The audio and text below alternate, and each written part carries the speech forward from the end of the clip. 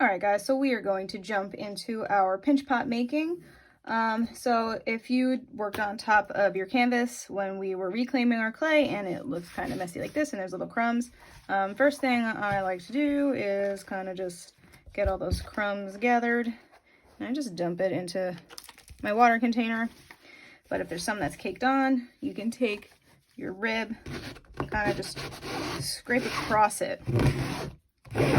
You'll still have a little bit left, but at least it's getting those caked on chunks of clay off, which if we were working directly on this, it would cause imprints on our clay. But doing this, again, be wary of any clay dust that's occurring when you do this, because this is dry clay at this point. So you can see I got that much off. Again, dumping that into my water. All right, first thing we want to do with any clay project that we do, and again, I have hair everywhere. So it's a good habit to get into what is called in the clay world, wedging. So for this part, I'm going to have you guys practice making a pinch pot, but I'm going to ask that you actually don't keep it. You'll see why at the end. This is going to just be practice. So I pulled out a chunk of clay. If I hold it in my hand, it fits roughly nicely, like in the palm. I can't close my hand all the way, but you know, my hand isn't like unable to get around it. So wedging. Wedging is the process of basically mushing your clay into the table. And what this is doing is it's creating an even consistency, getting any air bubbles out. So what I'm doing, it's hard to see, is I am just pushing. All right, I made this flat side, and then I'm rotating it so that I'm now pushing this part. And what ends up happening, if you rotate it every single time, is you start to get this like swirl. So you know you're doing it right if you're creating a swirl. If you're just mushing it, honestly, that might be okay too. But what you want to try to avoid doing is folding the clay over onto itself, because that is where we can get air bubbles trapped, and we don't really want that.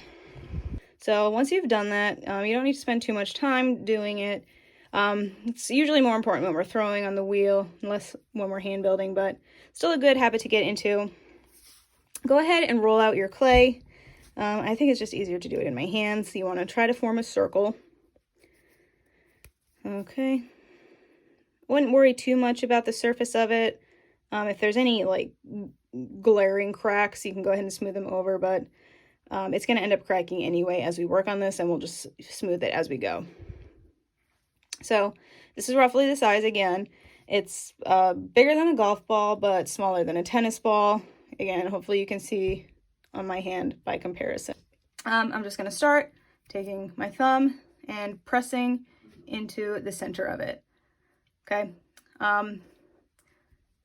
What I'm doing with my alternate hand is I'm cupping it so that this round form of the ball is not getting lost by me forcing my thumb in. If you do it against the table, then you'll start to get that flat edge and flat side, and we don't want that. All right. Or with this size, my thumb got in just past my knuckle. I'm stopping with maybe about, you know, this much to go till I hit the bottom. So that's probably a little more than 1/4 of an inch. We're just going to leave that there so that we don't go all the way through. So what you'll do now is just start to slowly rotate the ball in your hand while pinching with, you know, the rest of your fingers. So I'm putting pressure from the inside out with my thumb and pressure on the outside in with the rest of my fingers. I'm trying to make sure that I'm like pinching a little bit up to the top, and then I'm going a little towards the bottom so that I'm getting even all the way around. If we try to squeeze all the way to the proper thinness right away, the clay will just, it will probably crack, it'll break. But another thing that this is doing is by handling the clay this much, we're also drawing moisture out of it through our hands. So what this is helping the clay to do is dry a little bit more. So it was in a very plastic state, and it would have been very flimsy once we got the shape we wanted, but this way it'll just be a little less plastic, a little less moist. So that will hopefully help it to maintain shape. We'll still need to set it out to dry before we start to carve into it, but it won't be flopping over.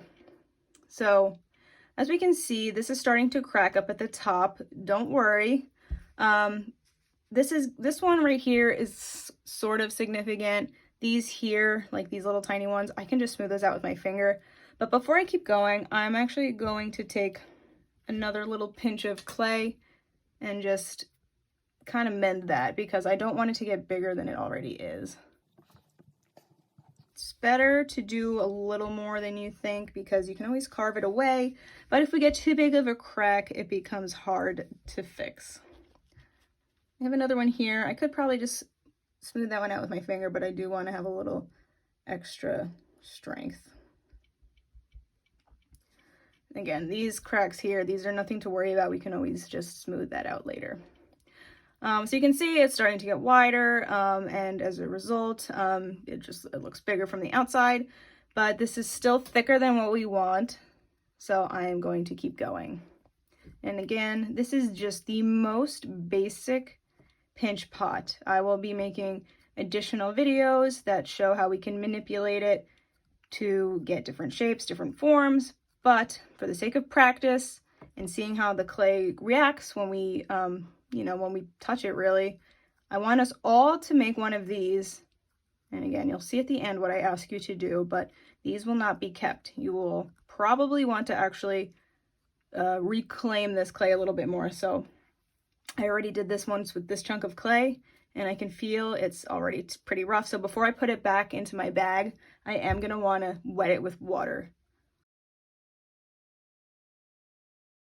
If you're wondering if the clay should be softer to avoid this, honestly, you don't want the clay to be too soft when you work with it, or else it really just doesn't hold its form. I get to a point where I kind of want to use 2 fingers because I can fit both of my hands in there. Make sure to get at the bottom. And, if you're not sure if it's even, you can kind of start at the bottom with your hands pinching and then feel your way up. And you'll notice if there is an area that is significantly thicker, because you can feel your fingers getting further apart. At this point, I actually think my bottom is thicker than the walls, so I'm just going to gently try to squeeze the bottom. It's kind of hard because my fingers aren't that long. One thing I tend to do too, which might help you guys, is as I'm pinching, I kind of turn my pinches into more of like wipes. So I'm making pressure by creating this wiping motion. So what that's doing is helping to compress the inside of the walls, as well as forming them and making them a little thinner. At this point, I don't think I'm going to get a whole lot thinner without losing structural integrity. So a tiny bit more. I'm just trying to, at this point, manipulate the shape a little bit. It kind of was creating like this V shape, and I want it to be a little bit more rounded. So I'm just putting now more pressure with my thumb than my other fingers. So I'm just kind of pushing out with my thumb. I'm still bracing the outside of the clay with my finger so I don't poke a hole in it, but it's starting to make it a little bit wider at the bottom. So you can kind of see what's happening. It's getting pushed out. Okay, so I fear this is going to start to break at this point. This is still really flimsy, so if I wiggle this, you can see it's not holding its shape very much. But just to show you that this cracking is totally fine, I can take my rib and just start to run it over the edge. And that's kind of re-strengthening it because it is compressing that clay, getting those particles closer together, making them stronger. If you're not comfortable with the rib, you can just use your finger, it has the same effect. It might just take a little bit longer. So yeah, it's taking too long for me. I'm impatient. So I'm going to use my rib. But if you were to keep this, you would also want to treat the rim. I kind of just added like a bump here, and if you like that, it's okay. But since I want my rim to be level, I'm actually just going to take my toothpick and hopefully it doesn't break. Kind of treat it as if it was that needle tool and trim that little excess off. If you want at this point, you can also use your sponge, get a little wet, and use that to treat the rim that way. The clay isn't perfect. It's not going to do exactly what we want. We have to manipulate it.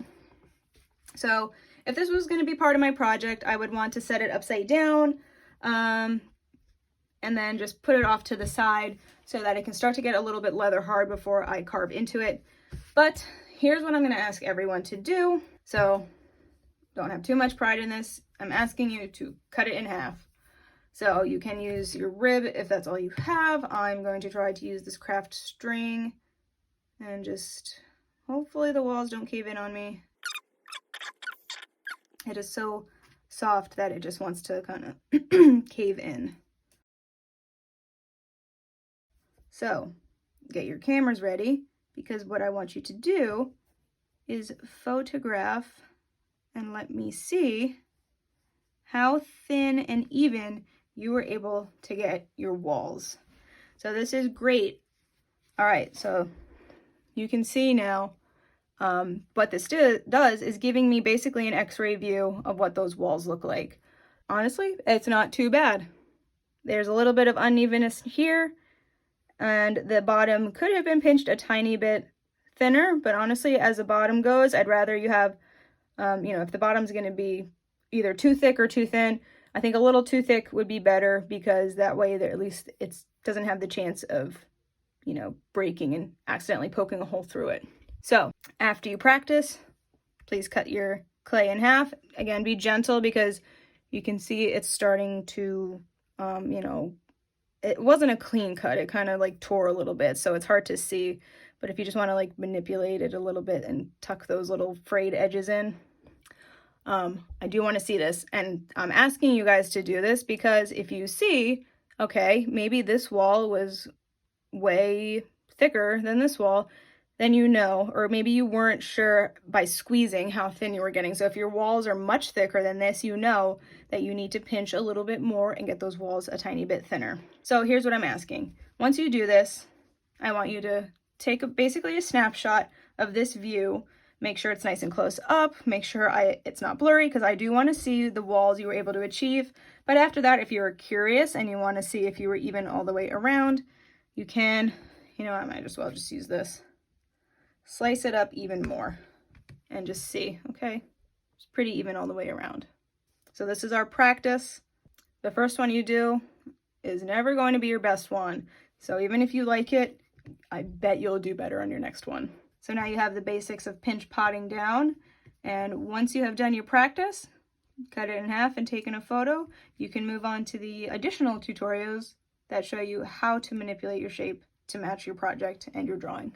And just a reminder, since this clay has been handled, it's probably not going to be very usable. It might be, but it could still be probably softer. Because remember, when we wedge it, that draws a little bit of excess moisture out. So I'm just going to go ahead, re-wet this, and put it back in my bag.